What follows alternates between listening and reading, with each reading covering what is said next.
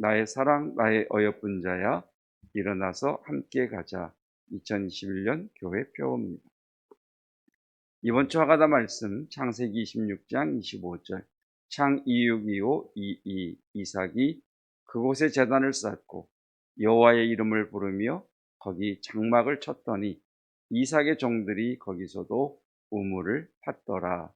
하나님은 흑암과 혼돈과 공허라고 하는 부정적인 재료를 가지고 보시기에 좋으셨던 세상을 창조하셨습니다. 하나님은 이삭의 실수와 잘못이라는 재료를 가지고 이삭을 복이 되게 하셨고 이삭을 작품으로 만드셨습니다. 하나님께서 저와 여러분을 우리 자녀들의 부족함과 실수와 실패를 가지고서 작품을 만드시고 복이 되게 하시는 그 은혜, 모든 것을 합력하여 선을 이루시는 최고의 예술가이신 하나님의 은혜가 임하기를 축복합니다. 오늘 우리에게 주시는 말씀은 출애굽기 21장 12절로 27절입니다. 출애굽기 21장 12절로 27절까지 말씀,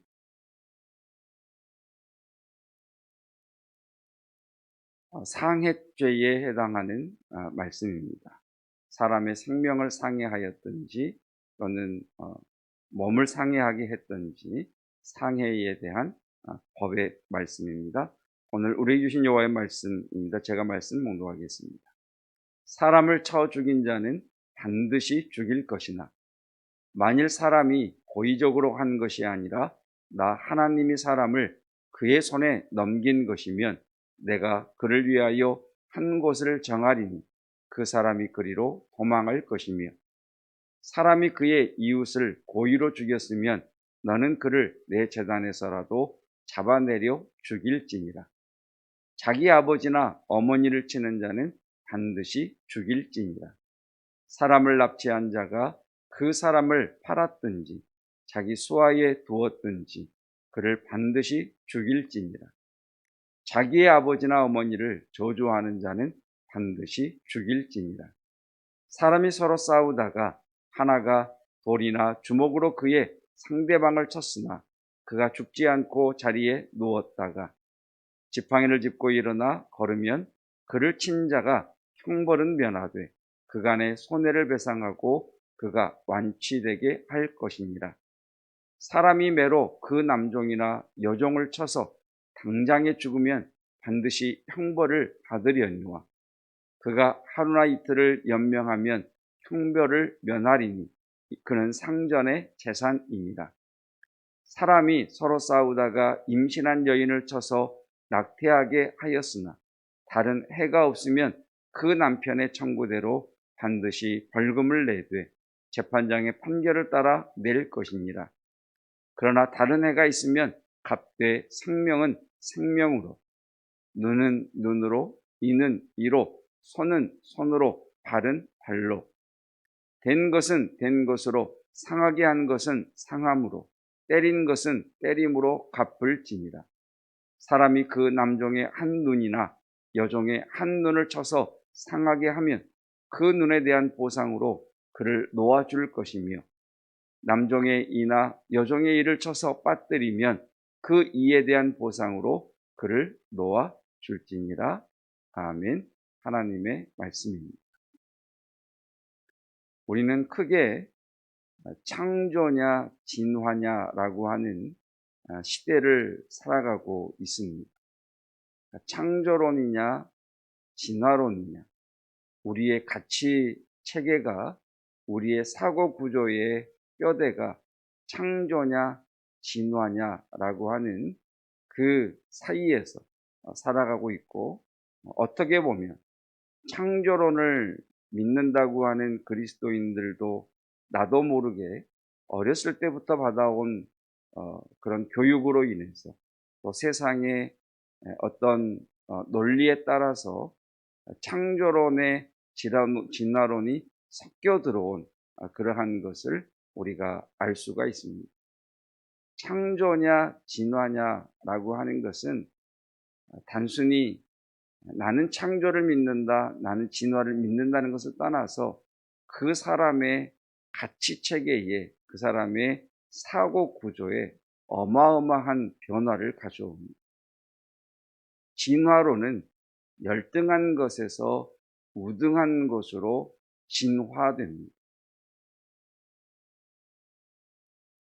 우리가 종종 뉴스를 보면 UFO가 출현을 했다, 또는 화성에 물이 발견될 것 같다, 이런 뉴스들이 뜨는 것을 보게 됩니다. 왜 그런 뉴스들이 종종 등장하느냐 하면, 진화론자들은 물에서 세포가 생겨났고 그 세포가 진화하고 진화해서 인간이 되었다. 무슨 말이냐면, 다시 말하면 물이 있으면 생명이 있다라고 하는 진화론적 사고 때문에 물이 발견되기를 그렇게 소망하고 있습니다. 화성에서 물이 발견되든 되지 않든 우리는 전혀 놀랄 일이 없는 것은 하나님께서 사람을 창조하셨음을 우리는 믿기 때문입니다. 그러니까 진화론이라고 하는 것이 집요하지요. 자, 이런 진화론적 사고, 열등한 것에서 우등한 것으로 진화했다라고 하는 이 진화론적 사고를 가지면 사람과 사람 사이에는 계급이 존재합니다. 그리고 우등한 사람은, 똑똑한 사람은, 가진 사람은, 권력이 있는 사람은 권력을 갖지 못한 열등한 사람, 배우지 못한 열등한 사람, 잘나지 못한 열등한 사람을 자기 마음대로 부려도 된다라고 하는 그런 당위성을 가져다 줍니다. 그래서 진화론을 보면, 진화론적 사고의 가치에 갇혀 있는 사람을 보면 패배주의 내지는 우월주의에 빠져 있는 것을 보게 됩니다. 그러나 성경은 뭐라고 말씀하십니까? 모든 사람은 하나님의 형상을 닮은 자로 평등을 넘어서서 모든 사람은 존귀한 자다, 이렇게 말씀하십니다. 가진 자나 갖지 못한 자, 배운 자나 배우지 못한 사람이나 건강한 사람이나 몸에 장애가 있는 사람이나 모두가 다 하나님의 형상을 따라 지음받은 사람이기에 모든 사람은 존귀하다라고 성경은 말씀합니다. 우리의 자녀를 우리 마음대로 하지 못하고 우리가 하나님 앞에 기도하고 어제 말씀처럼 우리의 자녀들에게 부모로서 마땅히 해줄 것조차도 못해주는 부족함에도 불구하고, 자녀들의 실패와 넘어짐에도 불구하고 하나님께서 그들을 인도하시고 그들의 삶의 부정적인 것들까지도 재료로 삼으신다면 하나님께서는 그 자녀를 복이 되게 하시고 작품이 되게 하시고 하나님의 사람들로 세워 가실 것을 믿습니다. 그것 때문에 우리는 자녀를 포기하지 않고 기도하는 것이고, 자녀 속에 감추어 두신 하나님의 그 놀라운 계획과 경영하심을 믿기 때문에 아이들을 존중하며 하나님의 뜻대로 양육하기 위해 몸부림치고 기도하는 것이 성도의 모습입니다. 진화론적 사고에 의하면 우리는 우연히 존재하게 된 겁니다. 어찌하다 보니 우연히 세상에 태어났습니다. 어찌하다 보니 이 시대를 살아가게 되었습니다. 우연히 태어난 사람에게 삶의 목적이 있겠습니까? 삶의 이유가 있겠습니까? 이유는 그저 돈 많이 벌어 성공해서 떵떵거리고 살다가 죽지 않으려고 발버둥 치다가 그저 죽음을 맞이하는 그런 우연한 존재밖에 되지 않습니다. 그러나 창조는 이렇게 말씀하시죠. 하나님께서 너를 향한 분명한 목적과 부르심이 있어서 너를 창조했다. 그래서 창조적 사고 위에 있는 사람은 자신의 삶의 목적, 나를 이곳에 보내신 이유, 나로 하여금 그 일을 하게 하신 까닭, 나로 하여금 이런 상황에 맞닥뜨리게 하신 하나님의 이유를 끊임없이 성령 안에서 구하며 그 목적을 이루기 위해 달려가게 되어 있습니다. 오늘 본문의 말씀은 상해에 대한 사람의 목숨을 빼앗거나 또는 육체적인 상해를 입힌 자에 대한 입힌 것에 대한 상해법에 해당이 됩니다. 이 상해법을 한마디로 정의하라고 하면 24절입니다. 눈에는 눈, 이에는 이. 그런데 사람들이, 현대를 살아가는 사람들이 눈에는 눈, 이에는 이라고 하는 이 법을 열등한 법으로 봅니다. 원시적인 법으로 봅니다. 우리가 분명히 알아야 할 것이 있습니다. 이 법은 하나님이 세우신 법입니다. 그리고 우리가 살아가는 이 시대의 법은, 국가가 운영하는 법은 사람이 세운 법입니다. 어떤 법이 완벽하겠습니까?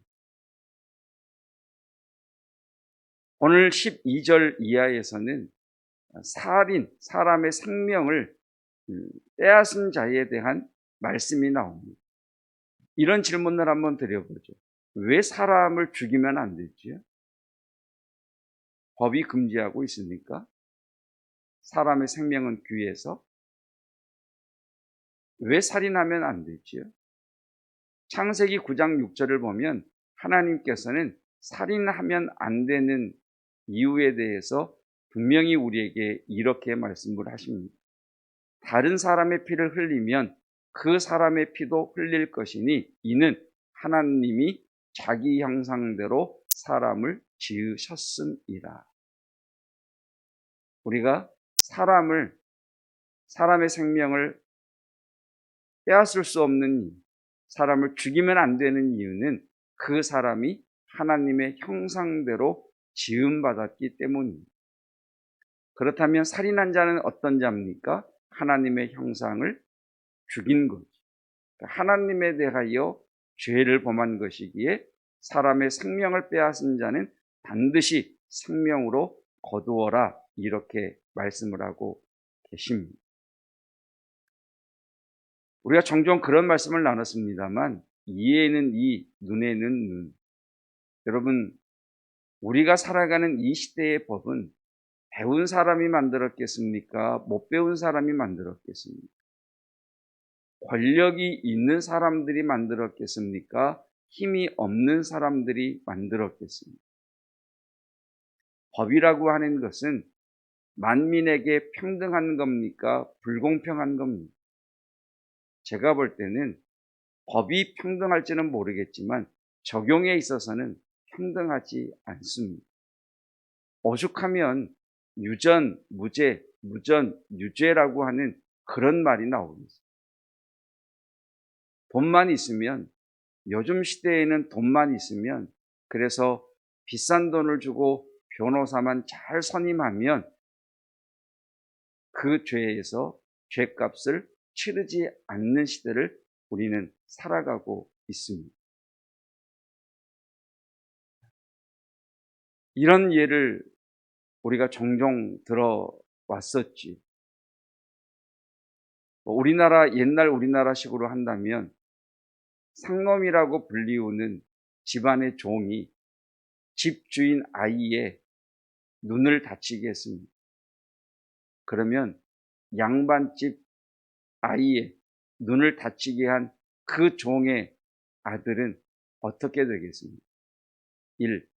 양반 주인이 딱 그 눈만큼만 벌을 준다. 아니면 멍석에 말아 죽도록 패버립니다. 예, 여러분, 지금 눈에는 눈, 이에는 이라고 하는 것은 네가 받은 만큼 보복해라 라고 하는 말씀이 아니라 네가 당한 것, 내가 피해를 입은 것 외에 더 그 사람의 생명을 빼앗지 말라라고 하시는 하나님의 말씀입니다. 그래서 우리는 이 법 안에서 하나님의 사랑, 하나님의 뜻, 하나님의 의도를 발견하게 됩니다. 여러분, 우리 모두는 하나님의 형상대로 지음받은 존재입니다. 그것을 먼저 나 자신에게 적용하셔야 됩니다. 내가 외적으로, 내가 어떤 가진 유무에 의해서 내가 내 자신에 대하여 참 못났다라고 생각할 수도 있고 참 잘났다라고 생각할 수도 있을 터인데 여튼 변함없는 건 저와 여러분은 하나님의 형상대로 지음받은 존재라는 것입니다. 어떤 분이 그러시더라고요. 본인은 하나님 앞에 이렇게 기도하면서 이렇게 기도한대. 자기를 쓰다듬어 주는 거예요.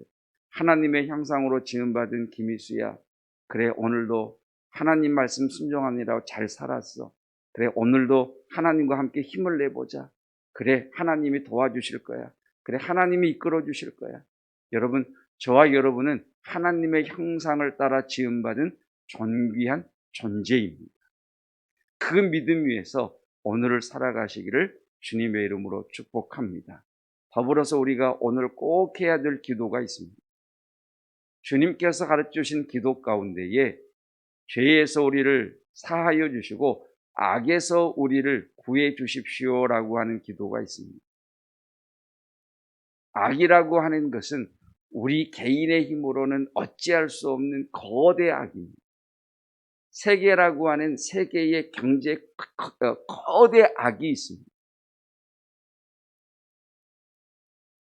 세상 자본의 60, 70%가 유대인들 거라고 하는 말도 나오지 않습니까? 여러분 경제라고 하는 악이 있습니다. 사회라고 하는 악이 있습니다. 거기에 대해서는 우리 개인이 어떻게 해볼 도리가 없습니다. 그래서 주님은 뭐라고 말씀하셨느냐? 악에서 건져달라고 악에서 구원해달라고 기도할 것을 우리에게 가르쳐 주셨습니다. 우리나라의 법을 제정하고 법을 개정하는 기관이 입법기관 국회입니다. 그리고 그 입법한 법을 그 법에 맞게 집행하는 기관이 사법기관입니다.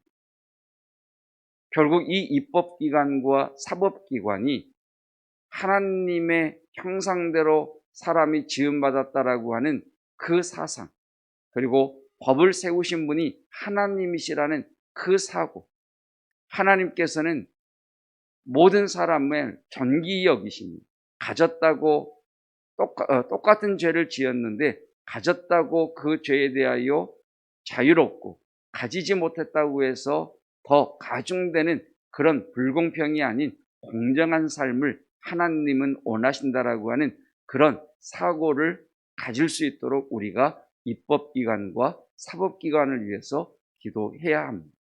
그럴 때 우리는 악에서 구하옵소서라고 하는 주님의 말씀에 따라 기도하는 것이고 그 법에 따라서 우리나라는 이 정부가 말하는 것처럼 공정, 여러분 삶이 공정입니까? 불공정입니까? 불공정 아닙니까? 이렇게 힘든 사회 속에서 하나님의 공정하심이, 하나님의 공의로우심이, 하나님의 정의로우심이 우리 삶 가운데 펼쳐지는 겁니다. 두 가지를 말씀을 드렸습니다. 모든 사람은 하나님의 형상대로 지음받은 존재입니다. 그 하나님의 형상대로 지음받았다라고 하는 생각을 먼저 나 자신에게 적용하십시오. 나는 하나님의 형상을 닮은 자로 오늘도 하나님이 나와 함께 하실 것이기 때문에 희수야 힘내자. 그래 하나님이 도와주실 거야. 나의 실패, 나의 잘못, 나의 부족함, 그래 나는 이것 때문에 어찌할 줄 모르지만 하나님은 흑암과 혼돈과 공허함을 가지고 아름다운 세상을 창조하셨던 것처럼 나의 이러한 부족한 것조차도 최고의 예술가이신 하나님의 손 안에서 작품이 되고 복이 될 거야. 그래 하나님 도와주십시오라고 기도하고 나가시기를 축복합니다. 동시에 자녀들 또는 다른 사람 또한 하나님의 형상대로 지음받았다는 사실을 기억하시고 지금 내 눈에 보이는 지금 현실적인 현재 사실인 그 현상을 바라보면서 낙심되고 또는 화가 날 수도 있겠지만 우리가 변하지 말아야 될 것, 하나님의 형상대로 하나님의 창조를 따라 목적을 따라 이 땅에 보내신 우리의 자녀가, 우리의 가족이 하나님의 목적대로 살아갈 수 있도록 하나님 인도해 주십시오. 이것이 오늘 첫 번째 적용입니다. 두 번째는 모든 법은 하나님의 법 위에 세워져야 공정할 수 있고 그 법은 모든 사람들에게 동일하게 적용될 수 있습니다.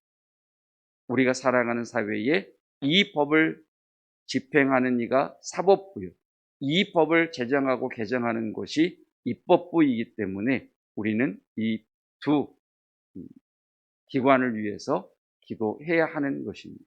기도하겠습니다.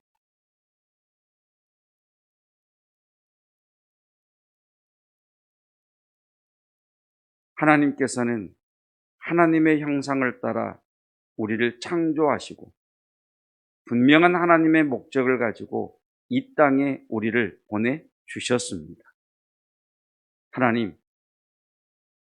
하나님의 형상을 닮은 주의 사랑하는 성도들에게 성령으로 임하여 주시어서 내가 하나님 앞에 얼마나 존귀한 존재인가를 알게 하옵시니 하나님이 함께 하심이 복이요 하나님이 복을 주셔야 그 복이 내 것이 된다는 것을 깨닫고 오늘도 주의 도우심과 이끄심과 일으키심과 세워가심을 신뢰하오니 주여 오늘도 주와 동행하는 복된 날 되게 하여 주시옵소서.